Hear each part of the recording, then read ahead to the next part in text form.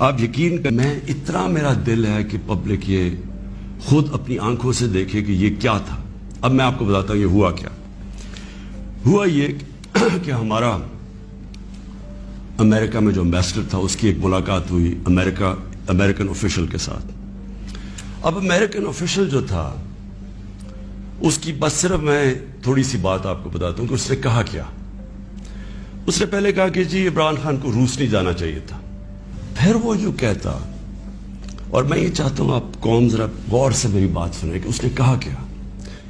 کہتا کہ اگر عمران خان اس میں سے بچ جاتا ہے عدم اعتماد سے تو پاکستان کو بڑا مشکل یعنی کانسیکوینسز فیس کرنے پڑیں گے.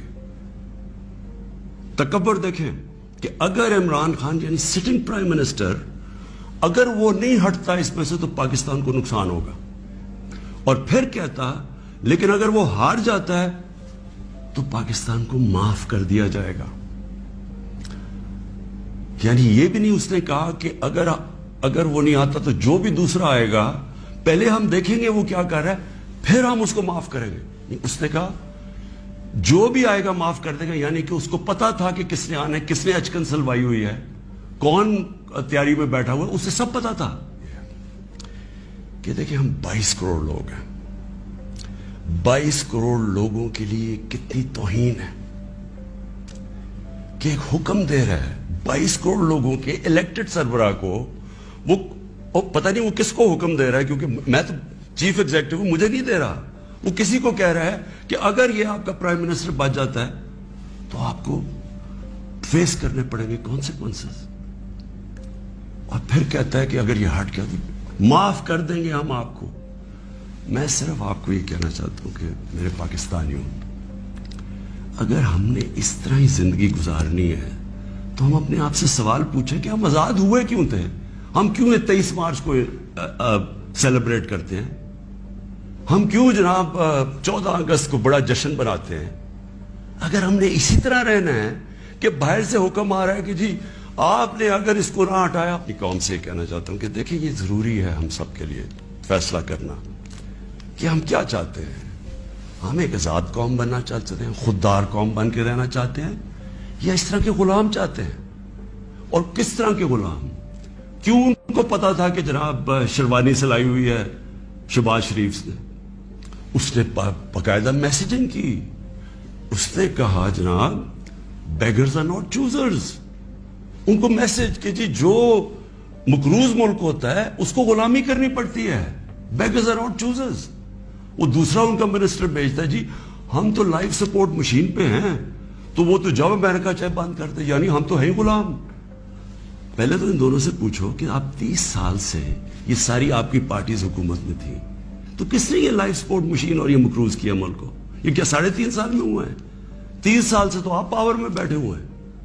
اور آج آپ کہہ رہے ہیں کہ جی کیونکہ جی ہمیں پر قرضے چڑھے ہوئے ہیں تو ہمیں تو غلامی کرنی پڑے گی. تو وہ کیوں یہ کہہ رہے ہیں کہ جی اس کو نکالنا ہے؟ کیا میں نے ان کے غلطی کی ہے؟ کیا جرم کیا ہے؟ اور میں آپ کو بتاتا ہوں جرم کیا ہے. سب سے بڑا جرم یہ ہے کہ انہوں نے ساری پروفائل جب میری دیکھی اور ان کو پتا ہے پہلے سے کہ اس نے ڈرون اٹیکس کی مخالفت کی، اس نے عراق وار کی مخالفت کی، اس نے افغانستان مسلسل کہتا رہا کہ یہ ملٹری سلوشن نہیں ہے افغانستان میں، یہاں مذاکرات سے بات ختم ہوگی. اس نے ڈرون اٹیکس جب ہوئے یہاں، یہی جو بیگرز آر ناٹ چوزرز یہ اور اس کا بھائی جب پاور میں تھے اور آصف زرداری، تو 400 ڈرون اٹیکس جب پاکستان میں ہوئے تو کس نے بولا؟ کس نے مظاہرے کیے؟ کس نے دھرنے دیے؟ عمران خان نے دیے. تو ان کو سب پتا تھا.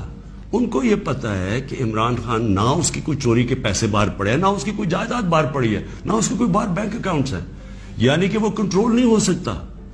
تو لہٰذا یہ اس کا قصور ہے کہ کیونکہ وہ ہمارا پتلا نہیں بن سکتا اس لیے اس کو ہٹانا بڑا ضروری ہے. اور یہ سارا کچھ جو ڈرامہ ہو رہا ہے یہ صرف ایک آدمی کو ہٹانے کے لیے ہو رہا ہے. تو 400 ڈرون اٹیکس میں نے بتایا، یہ کبھی ان کے منہ سے سنا تھا کہ یہ ہر ہیومینیٹیرین لاز، ہر ہیومن رائٹس کی وائلیشن ہے؟ کہ آپ آپ ان کی مدد کر رہے ہیں, آپ قربانیاں دے رہے ہیں, اور وہ آپ بمباری کر رہے ہیں. اور بمباری کس طرح لوگوں کو مار رہے ہیں؟ ایک آدمی 4000 میل سے فیصلہ کرتا ہے کہ جناب یہ دہشت گرد, اور اوپر سے بٹن دباتا ہے اور وہ نیچے مر جاتے ہیں. تو عمران خان کا بھی یہی پرابلم ہے. میں یہ کہتا ہوں کہ کسی سے ہماری لڑائی نہیں ہے, نہ میں کسی کا اینٹی ہوں, نہ کسی ملک کا اینٹی ہوں. میں صرف یہ کہتا ہوں کہ جو میرے لوگوں کے فائدے کے لیے پہلی چیز وہ ہے, میرے 22 کروڑ لوگوں کے لیے, اس کے بعد میں دنیا کی باقی چیزیں ماننے کے لیے تیار ہوں. لیکن میں اپنے لوگوں کو قربان نہیں کر سکتا کسی اور قوم کے خاطر جو ہم نے وار آن ٹیرر میں کیا ہے. میں آپ کو بتاتا ہوں, ہمارے یہاں جو صاحب اقتدار ہیں وہ ڈالرز کے لیے میں آپ کو کہہ رہا ہوں, ہمیں جنگوں کے اندر پھنسا دیتے ہیں. ہم جب سوویت یونین کے خلاف جو ہم فرنٹ لائن سٹیٹ بن گئے تھے, اگر ہم ڈالر امریکہ سے ایڈ لیے بغیر کرتے تو وہ بہت اچھی چیز تھی. ہم پھر اپنے بھائیوں کے لیے, افغانستانوں کی آزادی کے لیے مدد کر رہے تھے. لیکن جب ہم کہہ رہے ہیں کہ جی یہ پینٹس ہے, ہمیں اتنے پیسے چاہیے, پیسے لے کے جب آپ کسی کے ساتھ شرکت کرتے ہیں وہ آپ کی عزت نہیں کرتے. جیسی وہ ہم افغانستان کا, وہ روسی جب وہاں سے گئے 2 سال کے بعد پاکستان کے اوپر سینکشنز لگ گئی. کسی نے نہیں پرواہ کی کہ ہم نے کتنی قربانی دی. 50 لاکھ پاکستان میں ریفیوجیز تھے, کلیشنکوف, سیکٹیرین ٹیررزم, وہ سارا اس کے کسی نے نہیں اپریشیٹ کیا کہ جی پاکستان, بلکہ انہوں نے سینکشن لگا دی کیونکہ وہ ہم تو پیسے دے رہے ہیں, اس لیے کوئی پرواہ نہیں. وہ پھر 9/11 آیا, پھر ہم ان کے ساتھ چلے گئے, اور پھر ہم نے کہا جی ہاں ہم بڑی کوئی جنگ لڑ رہے ہیں. پہلے ہم فورن آکوپیشن کے خلاف جنگ لڑ رہے تھے, اب ہم کہہ رہے ہیں کہ جو فورن آکوپیشن ہے اس کے خلاف جو لڑتا ہے وہ دہشت گرد ہے. اب ہماری 22 کروڑ لوگ ہیں, ہمیں سب سے زیادہ کوشش کرنی ہے کہ کیسے ہم نے اپنے لوگوں کو غربت سے نکالنا ہے. وہ غربت سے ہم تب نکالیں گے جب ہم کسی کانفلکٹ کا حصہ نہ بنیں, جب ہم امن میں شرکت کریں, لیکن جنگ میں کسی کے ساتھ شرکت نہ کریں. اگر کوئی کہ بیسس چاہیے تو نہیں ہم بیسس دے سکتے, کیونکہ ہم پہلی مار کھا چکے ہیں اس پہ. اس لیے وہ مجھے افسوس سے کہنا پڑتا ہے کہ ان کو وہ لوگ پسند ہیں جو کہ ان کی ہر بات مانیں گے, جو کہیں گے کہ بیگرز آر ناٹ چوزرز, جو کہیں گے کہ جی پاکستان لائف سپورٹ مشین پہ تو مدد کرو. ان کو اس طرح کے لوگ چاہیے, یعنی جو پہلے سے گرے ہوئے ہوں گے. وہ کہتے ہیں نا, وہ طفل کیا گرے جو گھٹوں کے بل چلے, جو گھٹوں کے اوپر بیٹھے وہ ان کو پسند ہے. لیکن میں اپنی یوتھ سے آج کہنا چاہتا ہوں کہ دیکھیں, آپ کا مستقبل آپ کے ہاتھ میں ہے, ملک کی ساورنٹی آپ کے ہاتھ میں ہے. اپنی جمہوریت کو, اس کی حفاظت کون کرتا ہے؟ کوئی فوج نہیں کر سکتی جمہوریت کی حفاظت, کوئی باہر سے فورن پاور نہیں کر سکتی. قوم اپنی جمہوریت کی حفاظت کرتی ہے, قوم اپنی ساورنٹی کی حفاظت کرتی ہے. یہ جو ہماری ساورنٹی کے اوپر اٹیک ہوا ہے, میں آج آپ کو کہہ رہا ہوں, آج آپ اس کے اوپر سٹینڈ نہیں لیں گے, آگے سے یہ ہوا کرے گا کہ جو بھی آئے گا نا پاور میں, جو بھی آئے گا وہ پھر سب سے پہلے دیکھے گا کہ جی آپ کو کوئی سپر پاور تو ناراض نہیں ہو رہی, اور وہ پھر وہی کرے گا جو وہ چاہیں گے, کیونکہ اس کو ڈر ہوگا کہ انہوں نے 5, 10, 15 ارب روپیہ خرچ کرنا اور میری کرسی الٹا دینی ہے. جس طرح یہ ہے کہ بیگرز آر ناٹ چوزرز, اسی طرح کے لوگ آئیں گے.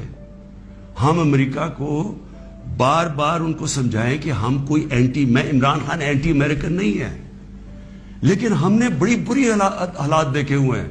ہم نے آپ کی ہم کوئی ٹشو پیپر کی طرح استعمال ہونے والی قوم نہیں ہے کہ آپ استعمال کریں اور پھر پھینک دیں. ہم آپ کے ساتھ جو ایک ورڈ ہوتا ہے میوچلی بینیفٹ, آپ کو بھی جس کا فائدہ ہو ہمیں بھی فائدہ ہو. ون سائیڈڈ ریلیشن شپ کسی سے نہیں چاہیے. کہ دیکھیں, میں تو یہ امپورٹڈ گورنمنٹ کو بالکل تسلیم نہیں کروں گا. میں نکلوں گا اپنی قوم کے اندر. میں تو ہمیشہ, میری تو کوئی باپ پالیٹکس میں نہیں تھا, میرا کوئی رشتہ دار یا کوئی میں پولیٹیکل فیملی سے تھا نہیں. میں نے تو شروع کی عوام کے اندر نکل کے, 14 سال مذاق اڑتا رہا, تھوڑے سے لوگ تھے میرے ساتھ, اور کرتے کرتے اللہ کا کرم ہے کہ ایک دن اللہ نے عوام کے دل میری طرف موڑ دیا.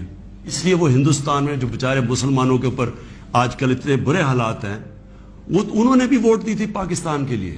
انہوں نے اس لیے نہیں دی تھی کہ ہم آ کے ایک امپورٹڈ گورنمنٹ کے نیچے ہم بیٹھ جائیں اور ہم جی حضوری کریں اور ہم کہیں جی ہم تو بیگرز آر ناٹ چوزرز. اس لیے نہیں پاکستان بنا تھا.